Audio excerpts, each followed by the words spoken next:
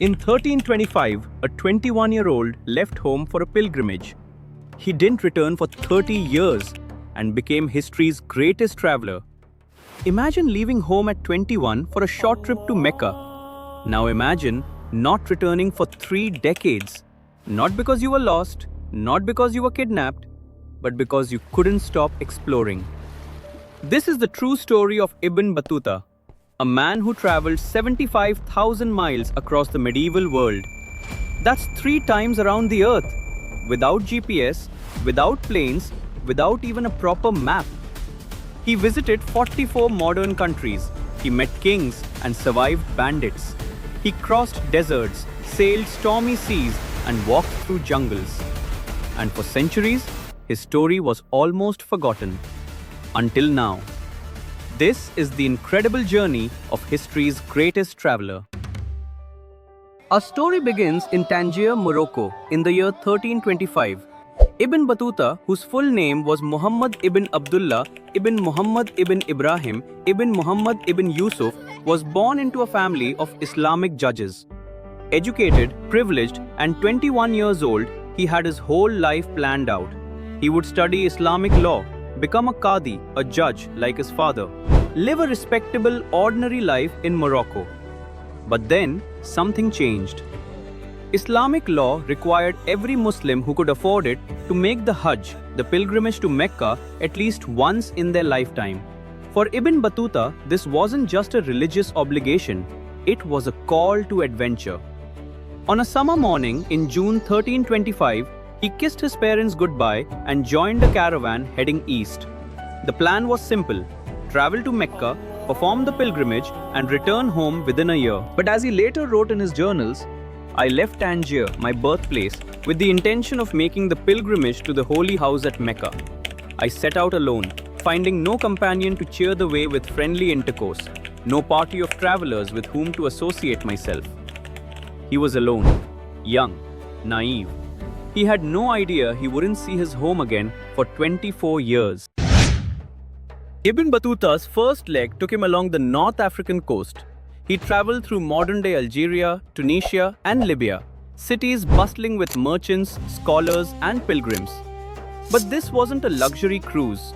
Medieval travel was dangerous. Bandits roamed the roads. Diseases spread quickly. Sandstorms could bury entire caravans. And if you ran out of water in the Sahara, you simply died. Ibn Battuta faced all of this, and he loved it. He arrived in Alexandria, Egypt, and was mesmerized. This was one of the greatest cities in the world, home to scholars, libraries, and the remnants of ancient civilizations.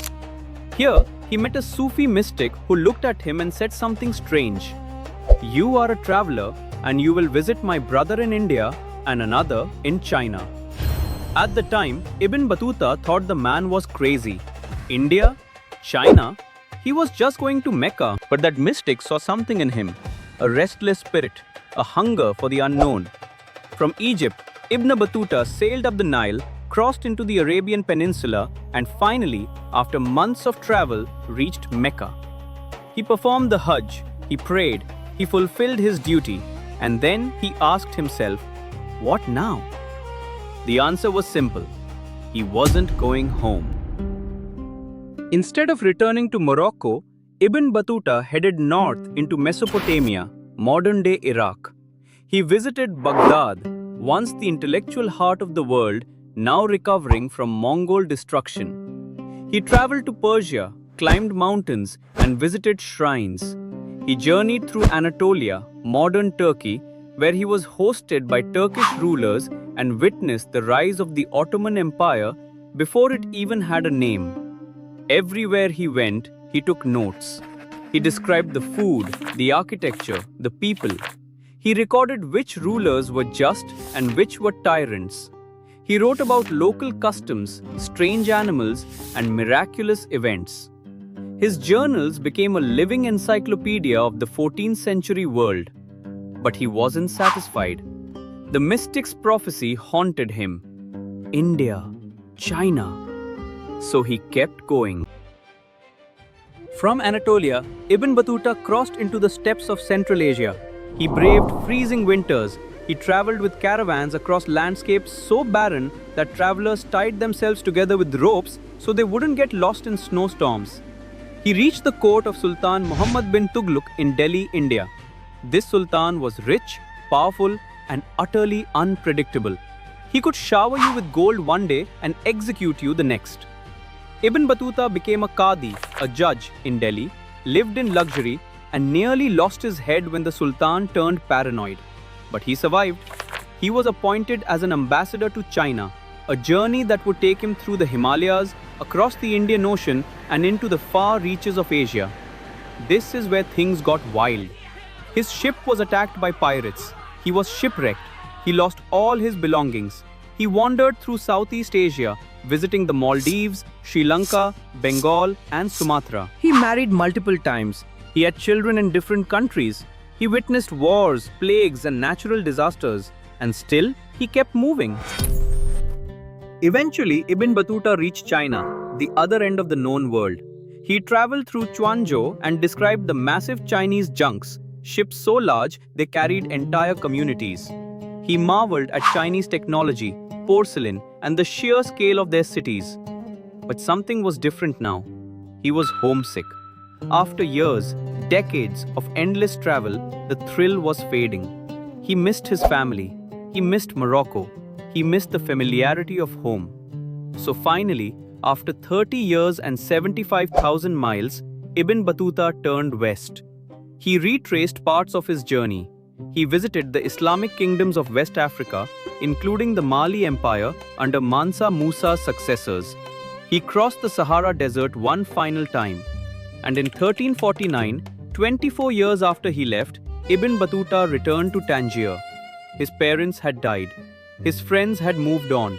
The world he left behind no longer existed. But he had become something extraordinary. When Ibn Battuta returned, the Sultan of Morocco ordered him to dictate his travels to a scholar named Ibn Juzay. The result was the Rihla, the journey, one of the most important travel accounts in history. For centuries, it was largely forgotten by the Western world. While Marco Polo's travels became famous in Europe, Ibn Battuta's story remained hidden in Arabic manuscripts. But his journey was greater. Marco Polo traveled 40,000 miles. Ibn Battuta traveled 75,000. Marco Polo visited one empire. Ibn Battuta visited dozens, from West Africa to China, from the Russian steppes to the Maldives. He didn't just travel, he lived in these places. He married into local communities. He worked as a judge, an ambassador, and a scholar. He saw more of the medieval world than perhaps any other human being in history. Today we have Google Maps. We have planes that cross continents in hours. We have GPS, travel apps, and instant translation. And yet, how many of us will see 44 countries in our lifetime? Ibn Battuta did it on foot, on horseback, on ships made of wood and prayer. He did it without knowing if he'd survive the next storm, the next desert, the next border. He did it because he believed the world was worth seeing. His story reminds us that curiosity is one of humanity's greatest gifts. That adventure isn't about having the best technology, it's about having the courage to step into the unknown. Ibn Battuta left home as a student. He returned as a legend. So here's the question. If a 21-year-old from Morocco could cross the entire medieval world armed with nothing but curiosity and faith, what's stopping you?